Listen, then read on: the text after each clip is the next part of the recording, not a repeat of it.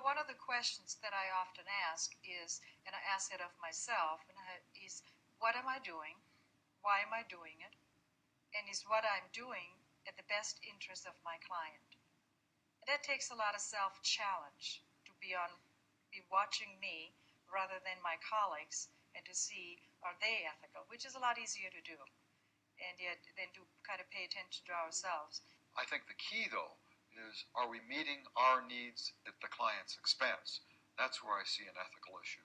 So I don't have any problem with you saying, well, I'm in this line of work because it feels good to make a difference in the life of a client and see them take a new turn in their life. It makes me feel a sense of worthwhileness. That's fine, But if I get so hung up on every client must in some way gratify my ego, then I think there's an ethical issue. Through role play, they demonstrate how a counselor's own agenda can get in the way. I don't really know, what's going on with them. Well, how old is your daughter? 14. 14. She wants to date? Yeah. Oh, that's absolutely too young. It's too young. Much, much too young. Unless it's going to be something that's maybe chaperone, where you'll be there, some other adult will be there. Mm-hmm. You should never let her alone right now with a boy. Yeah.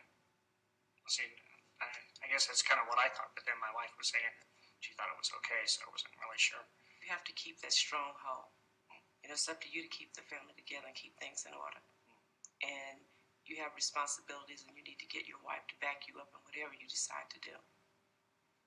So here we have a counselor who gives beautiful advice, gives some very good feedback, is being very helpful to John, and he's smiling, and he loved it.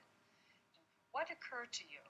It almost seemed to me as if she was kind of lecturing in a sense, and with perhaps good intentions, but perhaps trying to push maybe the action she would take perhaps with her own children, or maybe her own personal life in some way or another. I think the problem that I saw was that she's defined all the models for him. She's got her values of what a male role model should be, female, and what the children should do, and she's just given them to him. It's his life. He's got to live with his wife and his children, and plus it seemed like she just discounted the reason he came to see her, because he came because he was confused. Now, see, where I see an ethical issue here is if the counselor has a need to reassure, to give answers, and if they don't, then they feel somehow, like I'm not doing my job. And so I think that there could be a potential ethical issue there.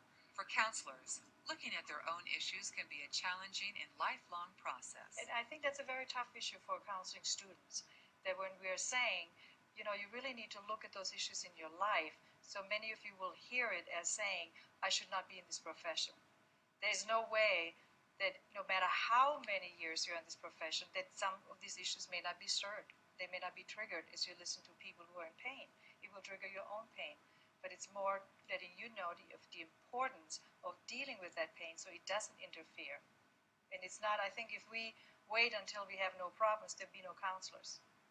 But I think before you get into a counseling program, a helping profession, that you ought to be told that part of your program will be self-reflection, some kind of self-exploration, so that you can identify, not that you're problem-free, as Mariana's saying, but at least you recognize potential problems that might hamper you, inhibit your ability